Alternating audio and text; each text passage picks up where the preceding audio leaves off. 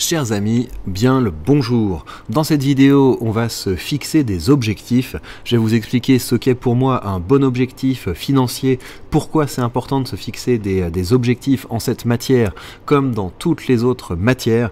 Mais d'abord, je dois vous remercier parce que nous avons passé la barre des 12 000 abonnés. 12 000 abonnés sur cette chaîne, ça fait plaisir. Je vous rappelle les objectifs que j'ai sur cette chaîne parce que vous le savez, hein, là c'est une aventure dans l'investissement mais qui est adossée à une aventure entrepreneuriale. Mon objectif c'est de faire grandir cette chaîne YouTube pour avoir plus de YouTube monnaie et donc pouvoir faire grandir mon portefeuille. Donc je vous rappelle les objectifs que j'ai pour cette chaîne. Les objectifs c'est de dépasser les 20 000 abonnés au cours de l'année sur cette chaîne. C'est un objectif qui est ambitieux, mais c'est un objectif qui est possible. Et l'autre objectif que j'ai, il est au niveau des revenus. Donc vous le voyez, là ce qu'on a fait récemment, c'est qu'on a passé la barre des 300 €. Donc on va essayer de consolider ces 300 € mensuels que me rapporte cette chaîne YouTube. Mais j'aimerais au cours de l'année, au moins un mois, dépasser la barre des 600 €. Si j'arrive comme ça, bim, à dépasser la barre des 600 € pendant un mois, eh bien je serai heureux. Et pour le reste, j'aimerais arriver à consolider maintenant la barre des 400 €. Et dites-vous que c'est très chouette, hein, et c'est pour ça aussi que je vous encourage autant que possible à créer votre side business, à créer votre petite entreprise pour avoir plus d'argent à investir, parce que au bout d'un moment, j'imagine que cette chaîne me rapportera, je sais pas moi, 600 € en revenus mensuels, 700 €, je parle juste de la monétisation, hein, parce que il y a d'autres manières de gagner de l'argent, et ça je vous en parle sur la page Patreon. On atteindra 600, 700, peut-être un jour 1000 € de revenus grâce à cette chaîne, et c'est de l'argent que je peux réinvestir, et donc qui contribue à faire grandir mon portefeuille et à hâter mon chemin vers la liberté financière. Donc on cherche des revenus passifs, mais ces revenus passifs, il faut être très actif pour aller les décrocher, et c'est ce que je documente avec vous sur cette chaîne. Alors, quels sont les objectifs que je vais me fixer en matière de finances, donc mes objectifs financiers pour cette année? Il va y en avoir deux. Il va y en avoir un qui est un objectif de revenu en dividende et un autre qui est un objectif de revenu en loyer realty. Comment on va se fixer cet objectif? On va essayer de taper dans quelque chose qui est ambitieux, mais à la fois pas absolument irréaliste. Et la manière dont on va le faire, c'est qu'on va regarder de combien mes dividendes ont grandi entre 2022 et 2023. Pour le faire, c'est très simple, il faut prendre... voilà, moi je vous avoue que je vais pas faire le calcul de tête. Je prends un petit site qui permet de calculer un taux d'évolution en pourcentage. Donc on prend le revenu en dividende de l'année 2022, on prend le revenu en dividende de l'année 2023, et on voit que les revenus ont grandi de 36%. Donc cette augmentation que vous voyez, c'est très important d'avoir votre revenu qui augmente de 36% d'une année sur l'autre. Eh bien, c'est une augmentation qui est due à la fois au fait que vous avez des augmentations de dividendes. Si je vous montre le dernier ETF dans lequel j'ai commencé à investir, l'ETF SPYD, donc un ETF qui réplique la performance des dividendes aristocrates américains. Eh bien, si vous regardez sur le dividende, vous avez un dividende qui s'apprécie au fil du temps, et donc c'est l'intérêt de ce genre d'ETF, et de manière générale c'est l'intérêt de l'approche à dividende croissant, c'est que votre revenu va augmenter parce que vous investissez dans de bonnes entreprises. Et l'avantage des ETF évidemment, c'est qu'ils sont auto-nettoyants. Donc quand vous avez des entreprises qui sont moins alignées avec l'objectif de ce fonds, à savoir vous apporter une belle appréciation du capital et également vous apporter une belle appréciation des dividendes, eh bien les entreprises sont immédiatement exclues et remplacées par de nouvelles entreprises. Donc c'est pour ça que j'aime bien ce genre d'ETF, et je vais construire ma position progressivement dans cet ETF pour qu'il soit de la taille des autres. Donc vous le voyez, hein, ça c'est les ETF dans mon portefeuille, 375 € parce que j'ai juste ouvert ma position dans cet ETF, et l'objectif ça va être de l'amener à peu près 10 000 €. On verra si j'arriverai à faire ça au cours de cette année. En tout cas, l'objectif ça va être que ça devienne une grosse position. Donc on a eu un taux d'évolution de 36% au cours de l'année dernière, et l'objectif que je vais donc me fixer pour cette année, c'est d'augmenter mon revenu en dividende de 40%. Et c'est pas seulement, il faut pas seulement voir ça comme une hausse, voilà, je passe de 36 à 40%, il faut vous dire que ça suppose un véritable effort, parce que plus vous avez un portefeuille conséquent, plus les efforts supplémentaires que vous allez devoir investir pour augmenter ça vont être importants. Donc je compte évidemment sur le fait qu'il va y avoir un effet cumulé qui va s'enclencher, mais pour atteindre cette augmentation de 40% de mon revenu entre le début et la fin de l'année, il va falloir que je charbonne sacrément. Donc qu'est-ce que ça signifie en termes d'objectifs de dividendes? On va multiplier le revenu de 2023 par 40%, on va le multiplier par 1,4 et ça nous donne 3963. Ouais, quand même, il va falloir charbonner pour aller décrocher ça. Ça veut dire que j'aurai une moyenne mensuelle à plus de 300 €, donc ce serait un bel objectif. D'ailleurs, je vais calculer ma moyenne sur l'année 2023. Donc, quelle était la moyenne des dividendes que j'ai reçus sur 2023? On a eu une moyenne de 235. Ouais, 236. La moyenne de 2023, c'était donc 236. Et ça, c'est pareil, hein, ça fait plaisir de voir une évolution comme ça. On passe de 173 € en moyenne par mois à 236, et donc l'objectif, ça va être de mettre un nouveau coup d'accélérateur pour l'année 2023. Alors pourquoi est-ce que je me fixe un objectif en termes de revenus de dividendes?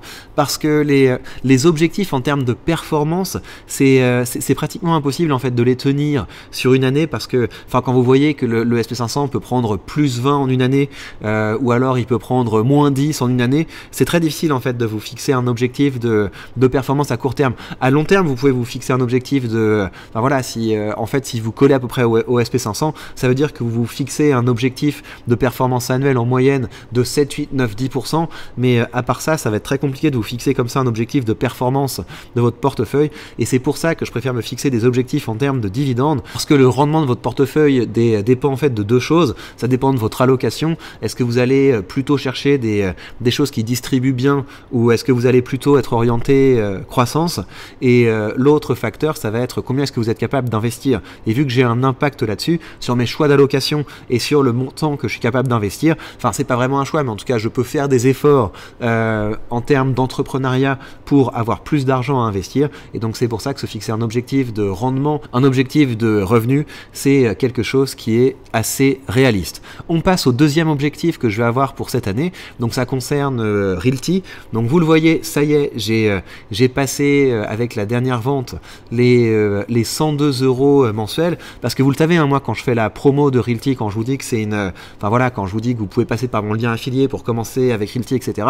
Moi je suis skin in the game. C'est quand je fais du placement de produits et de l'affiliation, c'est parce que ce sont des produits auxquels je crois. Et donc quand je vous dis tiens, il va y avoir une vente sur Realty, c'est pas juste acheter et voilà, moi aussi je participe à tout ça. Je participe à ces ventes, et donc la dernière vente qu'il y a eu, j'ai effectivement chopé les deux propriétés qui proposaient un rendement de plus de 10%. Elles sont ici, là vous voyez Orléans. Et c'est celle-là, je pense. C'est celle-là, l'autre que j'ai chopé lors de la dernière vente. Et donc, ce qui est super, c'est que quand vous achetez des propriétés comme ça, vous augmentez immédiatement votre loyer hebdomadaire. Et c'est pour ça que j'aime beaucoup investir avec Realty. Donc là, on a un portefeuille qui rapporte du 9,35% par an. C'est génial. On a un système de réinvestissement qui fait que les loyers que je touche tous les lundis, vous voyez, je touche maintenant près de 23,5 $ par semaine. C'est immédiatement réinvesti pour acquérir de nouvelles parties de propriété. Donc on a un effet cumulé qui marche à plein. Alors mon objectif pour cette année, ça va être tout simple. Vu qu'on a terminé l'année à 99, quelque chose en revenus mensuels, l'objectif ça va être de faire plus 50% à la fin de l'année et d'atteindre les 150 € de revenus mensuels avec Realty. Là je fixe un objectif qui est assez élevé, mais vu que Realty correspond tout à fait à mes objectifs d'investissement, à savoir me générer du revenu passif, eh bien j'investis dedans avec grand plaisir. Et on verra, je vous montrerai, de toute façon je continuerai à documenter mon aventure aventure avec Realty, mais l'objectif, ça va être d'aller chercher les 150 euros, enfin 150 $ de revenus locatifs grâce à Realty. Je voudrais maintenant vous encourager à vous fixer vos propres objectifs de revenus, ou en tout cas vos propres objectifs d'investissement. Honnêtement, l'objectif le plus malin qu'on peut se fixer en matière de finances, c'est même pas tellement ce que je vous ai montré, à savoir de se fixer un revenu en termes de dividendes. Le plus intelligent, c'est de se fixer un objectif en termes d'argent que vous allez investir chaque mois. Ça, c'est un objectif qui est tout à fait motivant, parce que c'est directement lié à votre capacité à entreprendre, votre capacité à créer un side business, votre capacité à aller chercher plus d'argent, ou alors l'autre chose sur laquelle vous avez un certain contrôle, c'est votre capacité à investir sur vous pour aller chercher du revenu supplémentaire, débloquer des compétences et des compétences qui vous permettront d'apporter de la valeur au marché et donc de gagner plus d'argent. Mais bien sûr, pour que tout ceci soit possible, il faut vous y mettre. Parce que là encore une fois, ça peut faire rigoler. Et on a l'impression que ça met quand même longtemps, quoi. Ce mois de janvier, je pense que je vais toucher quelque chose comme encore 250 € en dividendes. Donc aujourd'hui, ça a l'air d'être de petites sommes. Mais ce qui est important, c'est le parcours. Ce qui est important, c'est le chemin de se dire, bah voilà, entre le premier mois où j'ai touché des dividendes, j'ai touché quelques centimes.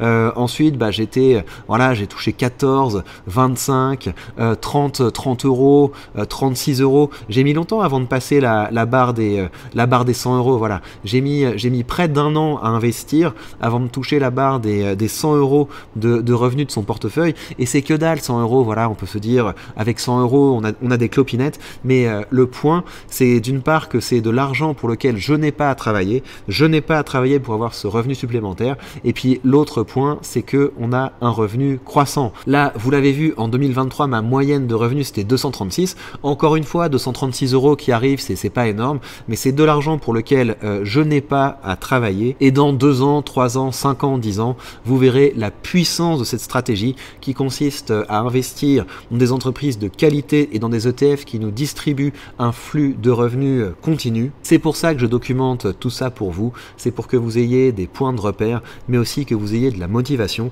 que vous voyez quelqu'un qui documente son aventure. Donc si cette aventure vous plaît, eh bien vous pouvez continuer à me soutenir en vous abonnant et en mettant des gros likes. Vous n'êtes pas tout seul sur le chemin de l'investissement, j'essaie de vous accompagner. Mais pour commencer à investir, il vous faut un bon courtier. Moi, celui que j'utilise, c'est DeGiro. Donc c'est un courtier qui permet d'acheter des actions partout dans le monde, qui permet d'acheter des ETF au meilleur tarif. C'est 1 € par ordre. Donc pour moi, je trouve que c'est vraiment hyper raisonnable, surtout quand on se fait cet objectif là d'essayer de mettre une cartouche de temps en temps. C'est la méthode que j'utilise et je vais vous montrer comment j'investis dans un nouveau format qui s'appelle le Challenge Investissement, où j'investirai une cartouche par mois et à chaque fois en vous montrant pourquoi je fais ceci. Mais en tout cas, la bonne nouvelle, c'est que si vous commencez à investir avec mon lien affilié, avec le lien que vous avez sous cette vidéo, eh bien vos premières transactions seront remboursées à hauteur de 100 €. Donc ça vous permettra ainsi d'avoir vos frais de courtage remboursés et d'ouvrir vos premières positions de façon tout à fait indolore. L'autre intérêt de DeGiro, c'est évidemment qu'il vous permet de vendre des options, et ça on va en parler bientôt parce que je vous ferai un épisode du challenge options une fois par mois quand on arrivera aux échéances de janvier. Et voilà, peut-être que les options ça vous intéressera, peut-être que ça vous intéressera pas, mais pour moi c'est un des leviers de la liberté financière, donc je documenterai également sur cette chaîne dans des formats spécifiques. Si vous avez envie d'en savoir plus là-dessus, ça se passe sur la page Patreon où vous avez les mini-guides et documents. Je vous conseille notamment ce mini-guide qui s'appelle « Générer du revenu avec la vente de call » et ça vous montrera comment est-ce que vous pouvez de façon assez sécure augmenter le rendement de vos actions grâce à la vente de call. C'est ce que je fais sur cette chaîne et c'est quelque chose que je continuerai à documenter mois après mois. Sur cette page Patreon, vous avez également le portefeuille alpha, qui est un portefeuille dont je documente la croissance au fur et à mesure. C'est un portefeuille qui performe bien. Donc si vous aimez le contenu où je vous montre dans quoi j'investis et comment j'investis, cette série est faite pour vous. Vous avez 22 épisodes à rattraper si vous avez envie de découvrir ça. Vous avez également les FAQ, donc un format où vous me posez toutes vos questions et je réponds en vidéo. Et vous avez la série Entreprendre en France. Vous allez avoir 2 épisodes de la série Entreprendre en France qui vont débarquer la semaine prochaine. prochaine. L'un où on va faire le bilan financier des différentes sources de revenus que j'ai générées avec ma micro-entreprise investissement. Et vu qu'on arrive à une fin de trimestre, je vais également vous faire une vidéo où je déclare les revenus parce que vous savez que j'ai créé une micro-entreprise associée à cette chaîne YouTube. Et l'objectif de cette série, c'est évidemment que vous ayez des outils concrets, une expérience concrète de comment on peut se créer ce side business pour avoir plus d'argent à investir. Et l'objectif, c'est de créer un cercle vertueux entre ces différents formats. Vous regardez les vidéos, vous posez toutes vos questions dans les FAQ. Je vais en lancer une également la semaine prochaine et ça vous permet comme ça d'avoir toutes les ressources pour gagner plus et pour investir mieux. Et bien voilà, chers amis, prenez bien soin de vous et on se retrouve très vite pour de prochaines news.